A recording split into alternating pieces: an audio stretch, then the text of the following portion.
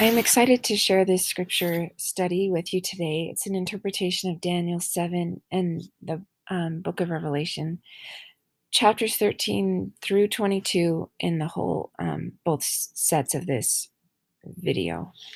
The first video will only really cover 13. And before I start, I want to just give this disclaimer. Joseph Smith said, whenever God gives a vision of an image or a beast or a figure of any kind, he always holds himself responsible to give a revelation or interpretation of the meaning thereof. Otherwise, we are not responsible or accountable for our belief in it. Don't be afraid of being damned for not knowing the meaning of a vision or figure, if God has not given a revelation or interpretation on the subject. And God has not given an interpretation of this. This is my interpretation. So that's all it's worth. In the way that I connected these two visions was by recognizing that the messenger is important and it was likely the same angel. In the vision of Daniel in chapter 8, the angel is identified as Gabriel, the same Gabriel that delivers the news of Mary and Elizabeth. And we learn in Doctrine and Covenants 27, 6 through 7, that the angel Gabriel is also called Elias, and he holds the priesthood keys of bringing to pass the restoration of all things spoken by the mouth of all the holy prophets since the world began concerning the last days. He was shepherding in the mortal Messiah before he could become the millennial Messiah at the last days. I just wrote an article about this. It's on the Interpreter website, interpreterfoundation.com, that links this better together. But it is important that Gabriel brings this message to Daniel. That helps me know that the time period is the last days because that's his key. John describes his interactions with the angel that brought him his vision. It wasn't the Spirit, it wasn't the Lord. He said, I fell down to worship before the feet of the angel which showed me these things. Then saith he unto me, See thou do it not, for I am thy fellow servant, and of thy brethren the prophets, and of them which keep the sayings of this book worship God. So his angel could have been a lot of angels, obviously, but since the two visions are so close and so similar, I feel like probably it's also Gabriel. And John's is definitely the end of the world. That's what the whole book is about. All right, so here's the vision. We'll just go through it quickly, and then I'll go through the interpretation in more detail. In Daniel 7, in verse 4, the four beasts, he's at the edge of the water, and he looks out at the sea, and four beasts rise out of the sea, each different from the other. The first was like a lion, and had eagle's wings, and I beheld till the wings thereof were plucked, and it was lifted up from the earth, and made to stand upon the feet as a man, and a man's heart was given to it. A second like to a bear, and it raised itself up on one side, and it had 3 ribs in the mouth of it, between the teeth of it. And they said thus unto it, Arise, devour much flesh. And another like a leopard, which had upon the back of it 4 wings of a fowl. The beast also had 4 heads, and dominion was given to it. After this I saw in the night visions, and behold, a 4th beast, dreadful and terrible and strong exceedingly. It had great iron teeth, it devoured and brake in pieces, and stamped the residue with the feet of it. And it was diverse from all the beasts that were before it. And it had 10 horns. I considered the horns, and behold, there came up among them another little horn, before whom there were 3 of the first horns plucked up by the roots. And behold, in this horn were eyes like the eyes of man, and the mouth speaking great things. And then he wants to know more, and the angel Gabriel told him, I would know the truth of the 4th beast, which was diverse from all the others, exceeding dreadful, whose teeth were of iron, his nails of brass, which devoured, brake in pieces, and stamped the residue with his feet, and of the 10 horns which were in his head, and of the other which came up, and before whom 3 fell, even of that horn which had eyes and a mouth, that spake very great things, whose look was more stout than his fellows.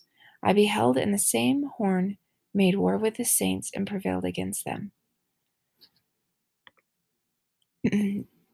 And thus he said, this is Gabriel, the fourth beast shall be the fourth kingdom upon the earth, which shall be diverse from all kingdoms, and shall devour the whole earth, and shall tread it down and break it in pieces. And the 10 horns out of this kingdom are 10 kings that shall arise, and another shall arise after them, and he shall be diverse from the first, and he shall subdue 3 kings, and he shall speak great words against the Most High, and shall wear out the saints of the Most High, and think to change times and laws. And they shall be given into his hand until a time and times and the dividing of time. And that's a phrase that comes up in Daniel a couple of times in these visions.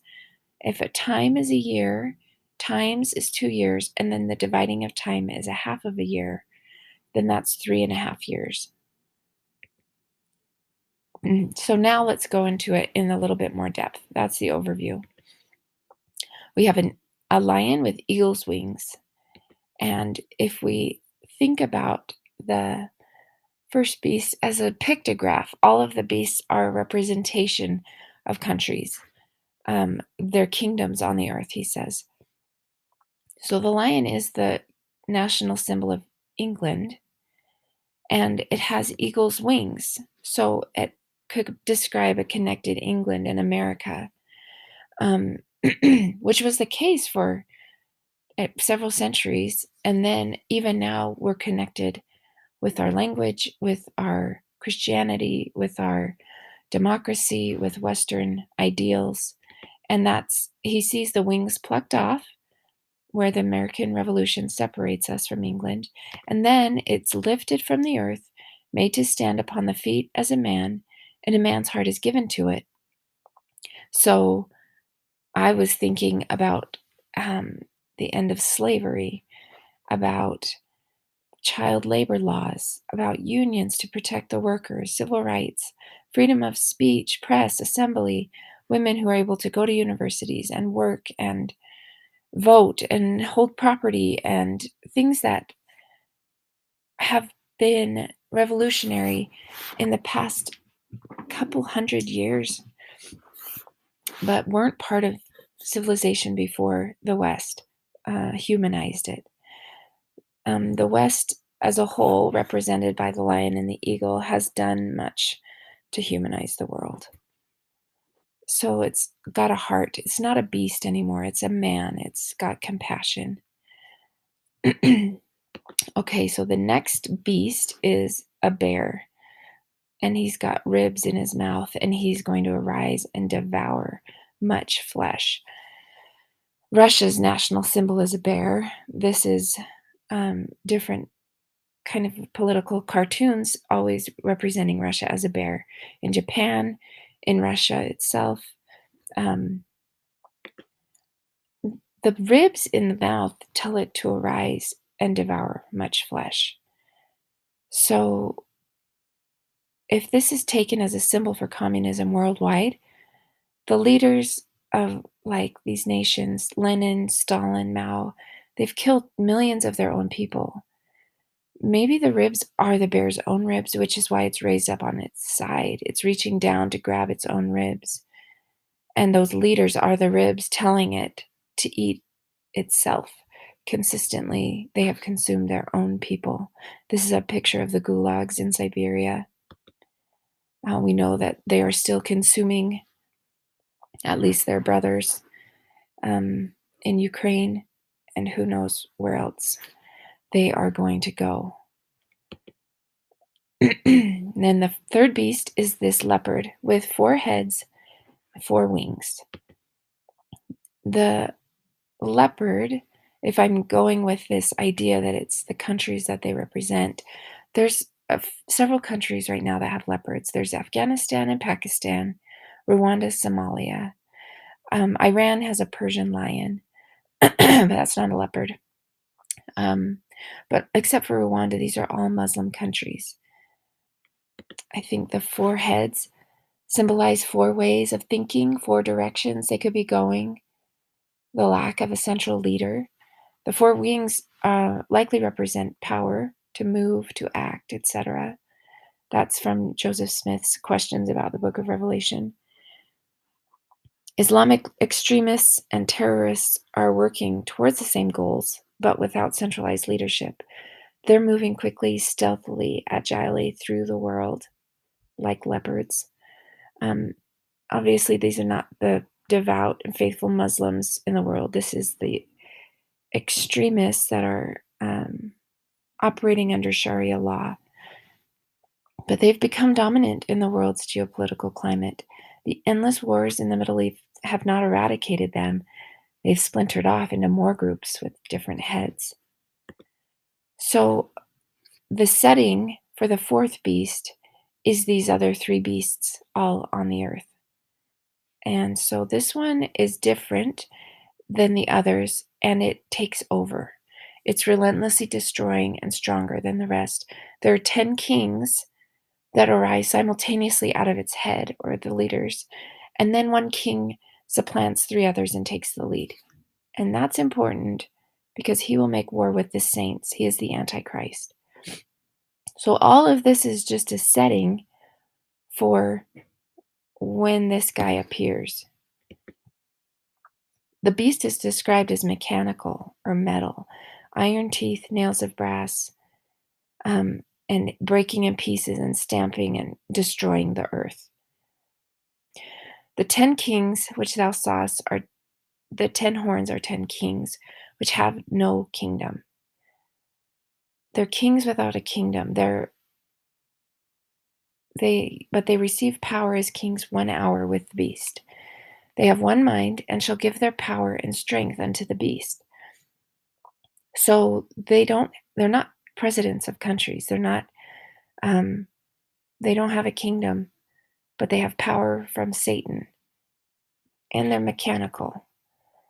My first interpretation is that this could represent the rise of the digital age, servers and screens and modems and Alexas, Siris, chat GPTs, everything taking over. And there are 10 at least tech kings who have power more than a kingdom, but without a kingdom. Mark Zuckerberg, Elon Musk, Bill Gates, Jeff Bezos, Larry Page, Sergey Brin, Robert Iger. These men control society and government and policy in a way we've never seen before. And they're operating within a mechanical Trojan horse that is stomping over the entire earth. So this could be the beast. If one of these grows and takes over, we've already seen Elon Musk growing, taking over. The beast, or the one horn, will also show great miracles, signs from the heavens. Could be rockets. It could be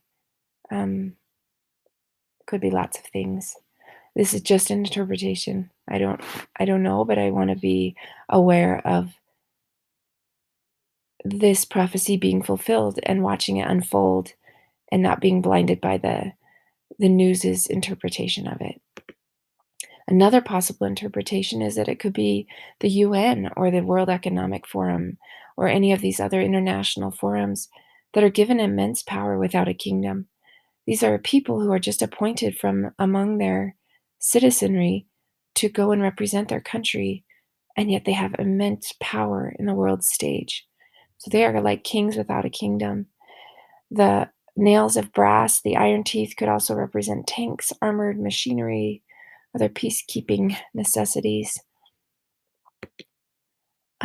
The three beasts or kingdoms seem to be existing simultaneously on the earth at the time of the fourth beast, where they're in place, and the four-headed leopard has dominion, which it did around 2001 when it will be time for the fourth beast to appear. These great beasts which are four kings which shall arise out of the earth. So there are 4 types of government on the earth. And after the beast takes over, it says concerning the rest of the beasts, they had their dominion taken away, yet their lives were prolonged for a season and a time. So those countries were still on the earth, and they still continued, but they didn't have their power, which makes me think it's not a sequential thing, like first the lion, then the bear, then the leopard, then the beast. I think the lion, the bear, and the beast all were on the scene, or the lion, the bear, and the leopard were on the scene when the beast appeared, because that's how we knew to look for the beast. Okay, now John the Divine has a revelation in the book of Revelations, and it has so many similarities that I think it's the same vision. So he stands on the sand of the sea. This is in Revelation 13. And he sees a beast rise up out of the sea. It's the same setting as Daniel, having 7 heads and 10 horns, same as Daniel. And upon his horns, 10 crowns. So that's kingdoms. And upon his heads, the name of blasphemy. And the beast which I saw was like unto a leopard, and his feet were as the feet of a bear, and the mouth of it as a mouth of a lion. And the dragon gave him his power and his seat and great authority. So the difference in this one is it's not 4 beasts, it's 1 beast with 7 heads. If we look at Daniel's vision, we've got 1 bear, 1 lion, 1 beast, and 4 leopard heads. So there's 7 heads within the government system of the world at the time. And he uses the same animal references. He's got a leopard and a bear and a lion and a beast. So I don't think there are mistakes like this in the scriptures, where it's just a coincidence that he saw the same thing. I think he is very aware of the writings of Daniel, and he's linking his vision to Daniel's. There's 10 horns on it. There's the different animals that are similar.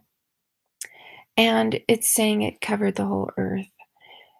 So if you think about the way that the different governments are covering the earth right now, democracy, Sharia law, communism, and then whatever the beast is going to take over, that pretty much describes the kingdoms of the earth. And the interesting thing about this one is that the dragon gives all of those kingdoms their power. Even though the Constitution is inspired and democracy is an inspired form of government, it has been hijacked. The dragon has gotten power over all of the earth's governments. And John is also seeing them as one entity. They're given power and authority by Satan, but they're all intertwined when it's time for the Antichrist to come. He's the little horn in Daniel's vision who supplants the 3. In Revelation, he is a fake lamb with a dragon's voice. So that's like a Christ image with Satan's words, right? So here's other parallels that make me think these are talking about the same series of events.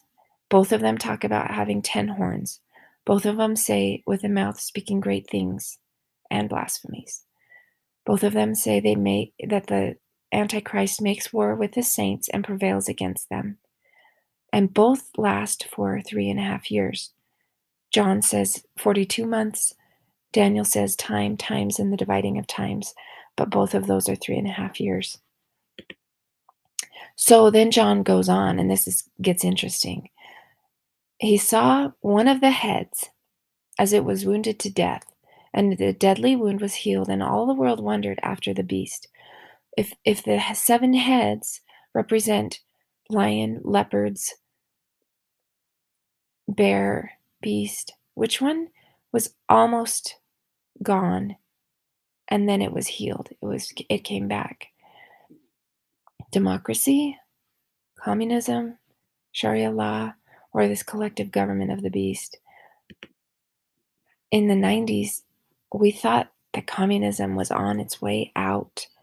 Everything was separating. They were having elections. Russia was reformed. It was glasnost and transparency, and it was a huge success. The wall had come down. The Iron Curtain had fallen. And now we're seeing it reappear. We're seeing China stronger. We're seeing a nuclear North Korea, and Russia is definitely on its old trajectory.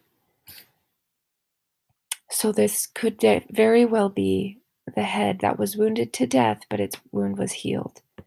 Because communism has been a big warning for the prophets for decades. This is in 1979, Ezra Taft Benson. It is well to ask, what system established secret works of darkness to overthrow nations by violent revolution? Who blasphemously proclaimed the atheistic doctrine that God made us not?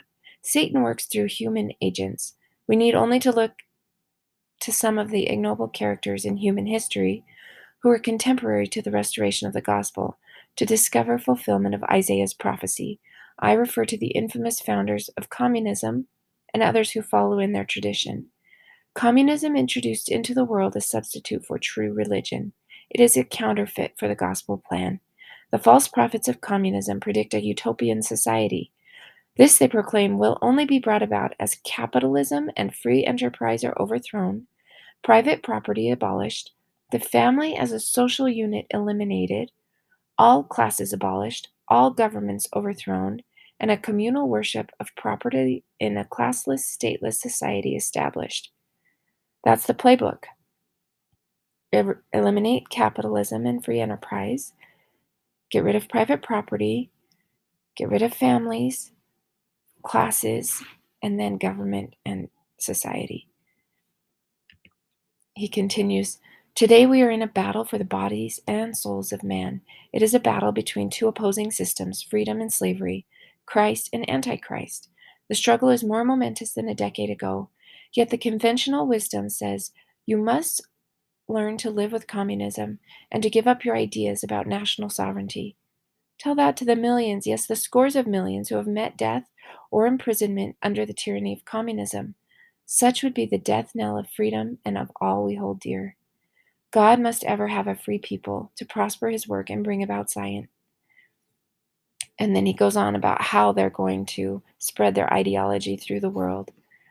At the time, 1979, over a billion people were under communist dominion. And now it seems like we have just absorbed the communist mindset and ideals by osmosis. It's what the left, the progressive movement is about, is this utopian society where government will step in and heal everything, and we're terrible people if we don't think that's a good idea. We have no tolerance. So Marion G. Romney says, communism is Satan's counterfeit for the gospel plan. And it is an avowed enemy of God, of the land. Communism is the greatest antichrist power in the world today.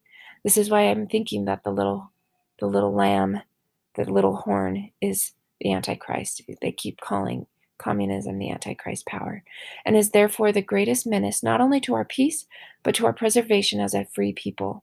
By the extent to which we tolerate it, accommodate ourselves to it, permit ourselves to be encircled by its tentacles and drawn into it, to that extent, we forfeit the protection of God of this land.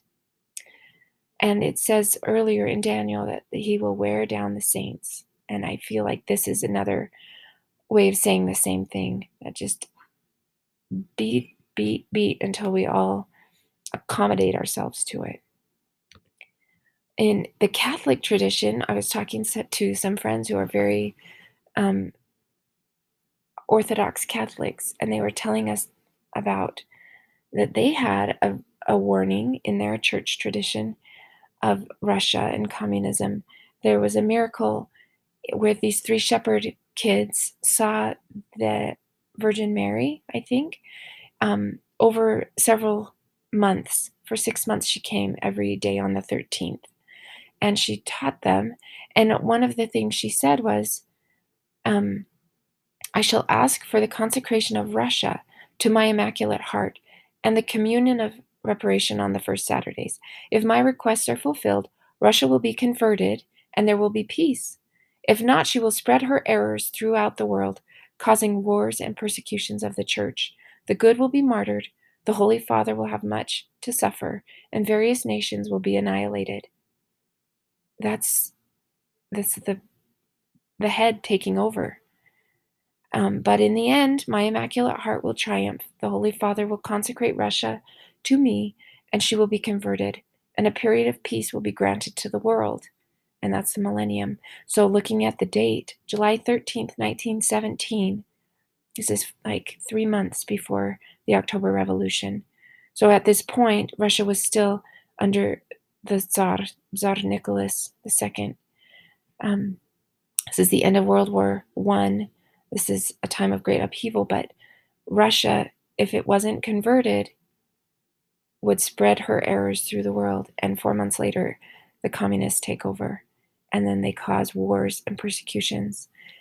The good are martyred. So it's just interesting that it's not just one faith tradition that has these kind of insights. And it's not, I don't think this is saying Russia is a bad country. The people of Russia are beautiful and powerful and spiritual. I've lived among them for 2 years. I love them. Я говорю по-русски. I'm not an anti-Russian. I just, communism is keeping them from the truth. And that's why Satan is so bound to keep Russia away from the church, from the spirit. That's because they are so fully Israelites. And this is a huge part of the restoration, is Russia being open. So it's a war. That's the turf that the war is on. And Satan works very hard in Russia to keep the people from the spirit. Okay, so we're back to the beast. Well, this Antichrist, he exercises all the power of the first beast before him.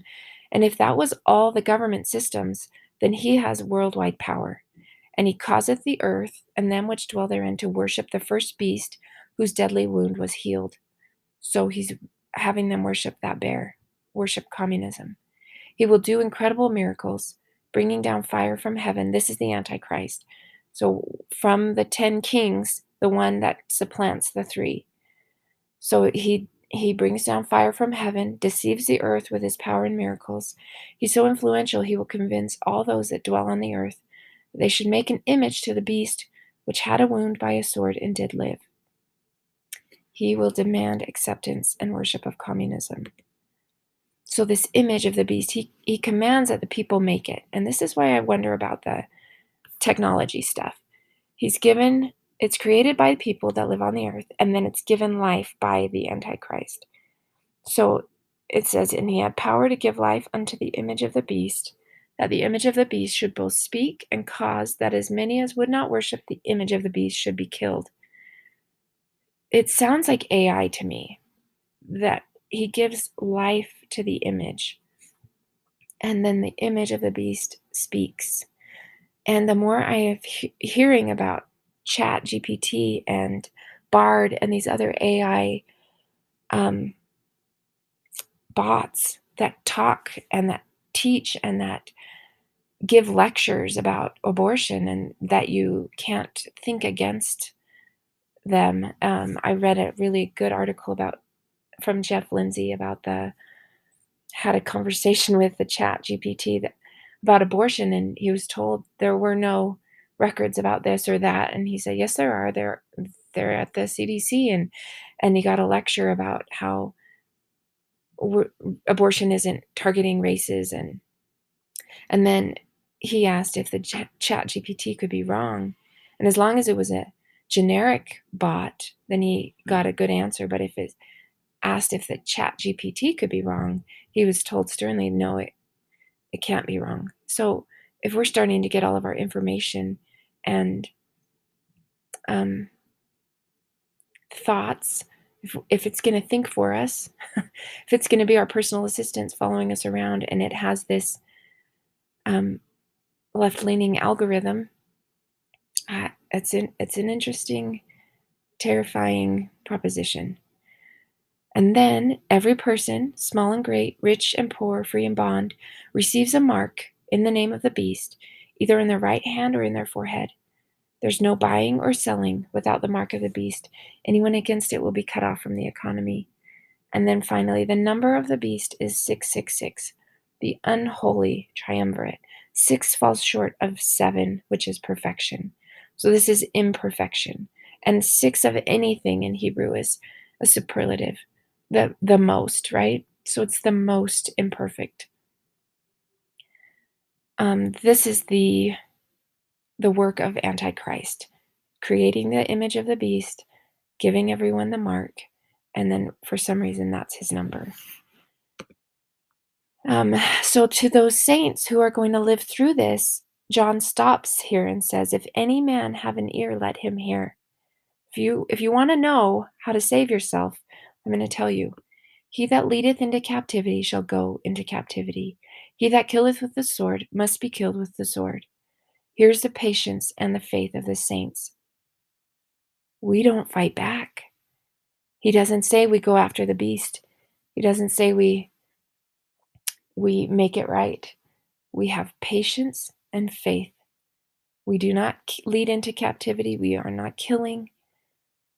We are relying on the Lord to come. Here's another warning. Here's the patience of the saints. Again, here are they that keep the commandments of God and the faith of Jesus. That's our action plan. And then the sobering thought, blessed are the dead which die in the Lord from henceforth. Yea, saith the Lord, that they may rest from their labors, and their works do follow them. So this is there will be casualties. Not everybody who keeps the commandments and has patience and faith will survive this, but we will be blessed if we die in the Lord. I'm going to stop here and continue on a different video because I don't want this to be too long. The next video is the good news. So this is all of the lead up, the Antichrist, the governments on the earth, and things to be watching for, and our action plan, which is patience and faith. Keep the commandments, keep the faith. I hope you'll join me in the next one, and thank you for listening.